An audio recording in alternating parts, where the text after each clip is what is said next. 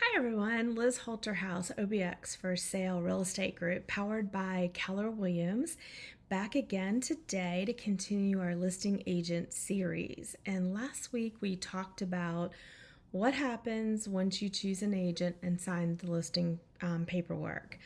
This week we're going to talk about what happens once we start getting offers, what next, and going under contract. So let's dive right into this. So, the best of all worlds for you is to have more than one offer to look at.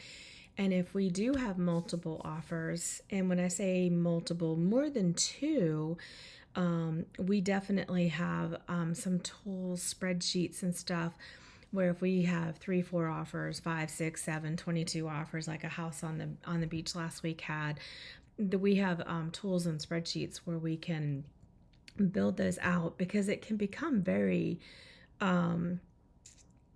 overwhelming to go over multiple offers, 3, 4, 5 offers, even two is enough. So the spreadsheet kind of lays it out to where you can see everything at an initial glance, so you can figure out what offer is the best for you.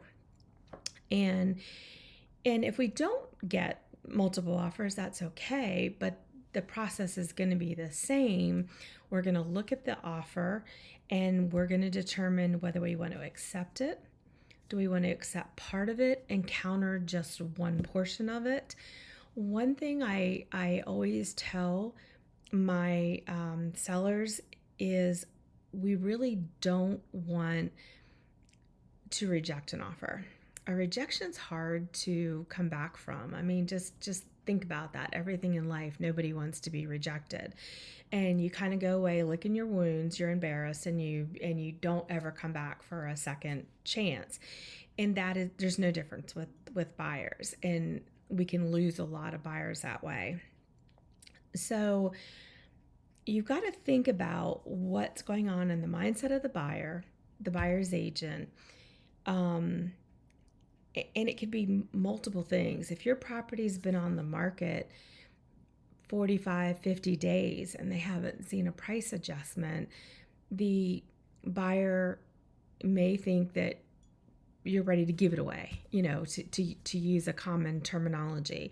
And so they're going to take your temperature. And we need to maintain cool heads. We need to answer in a professional way. And if we're so far apart that you don't even know where to counter, what I would recommend or advise you to say is that we're just too far apart for me to counter somewhere. I just don't feel like this is a realistic offer, and then your counter is going to be back to at full price. And I think that sends a message, a strong and very clear, concise message to the buyer's agent, is that you want to sell, you're ready, willing, and able to sell, but you need a buyer that's willing to come to you with a more realistic offer, with a better offer. And it's easier for that buyer to recover from, especially if their agent has told them you're going in too low, and then they get a rejection. So number one, we want to avoid flat out absolute rejections when it comes to offers. But you can counter any term in the offer. So you may like the price. It may be a cash offer, and maybe they want to close in 2 weeks and you don't want to close in 2 weeks.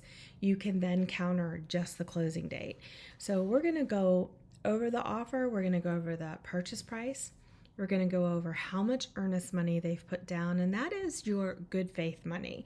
That money is protected and it is refundable to the buyer under their due diligence time period. There could be a due diligence deposit. That deposit is never refundable to the buyer, and it's paid directly to you at closing. And that fee is paid by the buyer to you to take your property off the market so they can have their inspection period. That fee really depends on the market, depends on the days on market, it depends on if you've got multiple offers. obviously you're going to have a higher due diligence fee. We saw very high due diligence fees during COVID. We're not seeing those now, but we are seeing due diligence fees still in almost every listing that I have sold this year. I think every listing has had a due diligence deposit, even if it was just $1,000. So we've got our price, our earnest money, and our due diligence deposit. And then there's a due diligence date. That is the date that they have in which to finish all of their inspections or secure their financing. At the end of that time period, let's say it's December 30th at 5 p.m. If that date comes around on the calendar and we pass that date, then their earnest money then becomes hard. And what that means is their earnest money before December 30th was protected. If they had come to us with a due diligence request and we reminded them that the house was being sold as is and we're not making any repairs, and they canceled, they would then get their earnest money deposit back. If they came to us and they wanted some repairs done and we said, well, we'll do this one, but we're not doing any of the other stuff, we decided to credit them at closing. We're now beyond the December 30th closing date and they decide to terminate, or something happens and they cannot close, they would lose their earnest money. And then that would be dispersed to you, to me, to the firm, that type of thing, however we decided. But the buyer would not get that money back. And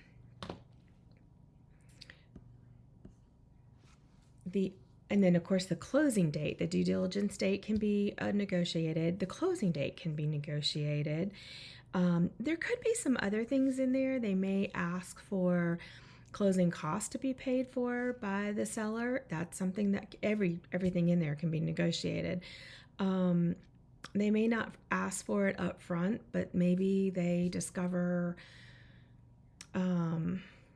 a defect with the property and you agree to credit them money as a concession towards that repair. That how we would pass that concession on to them is through a closing cost credit.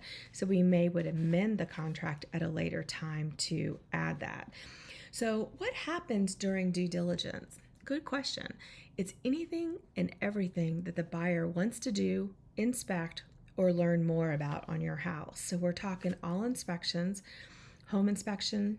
It could be an elevator inspection, a pool inspection, a fireplace inspection, a hot tub inspection, a septic inspection, a pest inspection, and then it could be a home inspection, determined that the HVAC wasn't working properly or possibly something was wrong with the HVAC. Then it could lead to an HVAC inspection. The home inspection may show a defect in the electrical system, and then it could be an inspection by a licensed electrician. So it's not just one inspection, it's any inspection that the buyer feels is necessary to feel confident in their willingness to close, or any inspection that they are advised to get based on findings on a previous inspection, a home inspection or something like that. Every home is a little different, so not all homes have elevators, but the ones that do would need an elevator inspection. I say need, but it's up to the buyer. The buyer may not do any inspections. They may inspect everything, and that is however they want to do it is their right. And in the contract, you agree to give them access to the home for their inspections. Now, they can't just show up and knock at the door and say, we're here. All of that is scheduled, but we have to facilitate and be a willing participant in scheduling these inspections for the buyer. So we get through inspections, and then the very next thing is the bank is probably, if they're getting a loan, is probably going to want to do an appraisal. And we're going to get a request from an appraiser who wants to come out and look at your house. And they are going to do field research, and then they're going to want to make a visit to the home and take some quick pictures, and they'll be in and out. That's usually not a very long process. And once all of that is done and all the inspections are done, at that time, there could be a renegotiation. And I say it could be. And I'm a fond believer of whoever speaks first loses. So don't ask me, you can ask me, have we heard anything? And I'm going to say no. But if you ask me, have you asked them, do they want anything from the home inspection? The answer is no. We're not going to ask. We don't want to seem willing to do anything because the contract, remember, says we're selling the property as is. So we're in constant communication with the buyer's agent. If they share any documents with us, a home inspection, a pest inspection, or anything like that, we will immediately share it with you. But we will wait for that possible renegotiation to start from them. So what they will do is they will do a due diligence request if they decide to do one. And that request is, there's a specific form for it, and it'll say exactly what they want you to do. And it'll say that they want you to fix, repair, or replace. And usually it comes with a price. Now, if it's something they're not sure the price of, and they say, well, I don't know, let's see, a lock wasn't working or something, we want you just to replace the lock. That's something you can do. Just replace, if you choose to do so, replace the lock and then present them with proof, picture, invoice, or whatever that it's been done and the cost is the cost. A lot of buyers, because they know our sellers are out of state and they know the sellers are not here and cannot do the repairs themselves or facilitate it, a lot of buyers, out of consideration for that, will just ask for credit at closing. They will then take the credit, put it towards closing costs, and then they will pay for the repair and handle the repair after closing. Most of the time, that is probably the better option for the seller, because then you're not having to facilitate and schedule and worry about the repairs getting done in a timely manner prior to closing. So usually that is the preferred method if you've agreed to negotiate any repairs. Now, if it's something that's pretty simple and easy, I'm going to tell you, I can get this taken care of. It's going to be X amount of dollars. Get your permission to do it. We'll get it done. Get the paid invoice presented at the closing table so they know everything's been taken care of. And then when the buyer buys a property, they don't have to worry about that thing. So it can go either way. It's whatever all parties agree on. So that's kind of what happens during due diligence. Due diligence is probably going to be about, could be less than 30 days this time of the year, but not much. Maybe 28 days to 35 days is a average due diligence time period, and then closing 10 or 15 days thereafter, especially if there is a loan involved. If the buyer is paying cash for the property and they're not going to do an appraisal and they're not going to do the home inspection, or they can get the home inspection done 2 or 3 days after going under contract, you may see a very short due diligence time period, 10 days, 2 weeks, a week, 7 days, and closing within 2 or 3 weeks. So it's usually just your cash offers that are moving at that pace. So that's what happens during due diligence. And then when the due diligence deadline comes on the calendar, 5 o'clock comes, and we've gotten past that, we are then going to move on in what we call clear to close. So we should have our loan approval. The buyer may be clearing a few contingencies that the lender needs, maybe some additional documentation, or they have loan approval, but they need to submit their next month's bank statements that haven't come in yet, that type of thing. So we're taking the final steps towards closing. The buyer's agent is collecting anything that the lender needs to finalize and get final loan approval. They're requesting title from the attorneys so they can start to prepare the closing disclosure, which is the where all the money lays out for buyer and seller, all the costs and all the credits. And then they're scheduling final walkthroughs, they're coordinating the closing process with the attorneys. If it's in a rental program, this is the time we want to make sure we have rental prorations done, and we also want to make sure the buyer has signed a property management agreement with your rental company. If it's not in a rental company, that's fine. Even if they're going to put it in one, that's on them. But if you are in a rental program through the end of the fiscal year that you sell in, we want to make sure that the buyer has signed their own property management agreement honoring the rest of that term, so there's no penalty to you at closing. So due diligence, and then clear to close, and then probably the last 5 to 7 days, we're going to finalize all your vendor information. If your pool has been winterized, we'll let them know. If it needs to be winterized, that type of thing, we'll give them all the vendor information. We'll pass on to the buyer so they can kind of pick up where you've left off. And we will pass on any and all utility information. And this could be, it's obviously electric and water and cable. If it's during the season, we need to keep your cable active, and we'll have them just take over your cable and Wi-Fi and put it in their name. If it's this time of the year, you can go ahead and cancel it, and they can start their own service before the rental season. So it depends on where we are in the year, and if your house has got tenants in it, it determines how we handle certain utilities. It could be other things like a security system that needs to be transferred. Could be Ring products. It could be Ring doorbell, cameras, things like that need to be unpaired from your Wi-Fi and paired with the buyer's Wi-Fi. Anything like that the buyer needs to take possession of and know the passwords, or know how to change the passwords and things like that, and take ownership of those things, is what we're going to do at this time period. We're going to arrange to get all the keys, including owner lockups and any remote controls that need to be passed on to those, including garage remotes and ceiling fan remotes and things like that. And then we have our clear to close. Our utilities have been transferred.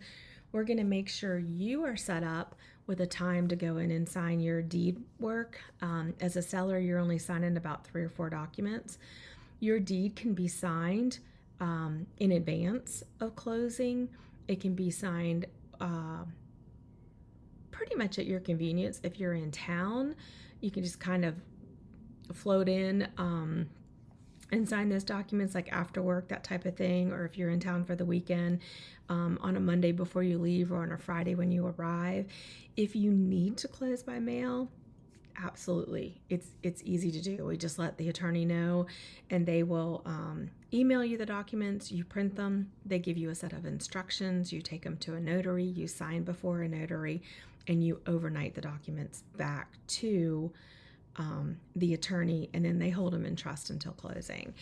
That way it's not everything is rushed at that last minute. So you, especially if you're living in another state, you can go about your life and your job and that type of stuff.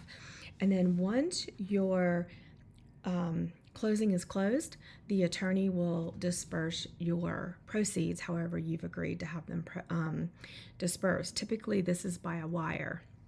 We're going to talk about this a little bit. Wire fraud is a very real thing, and you do not want to feel rushed and not think this through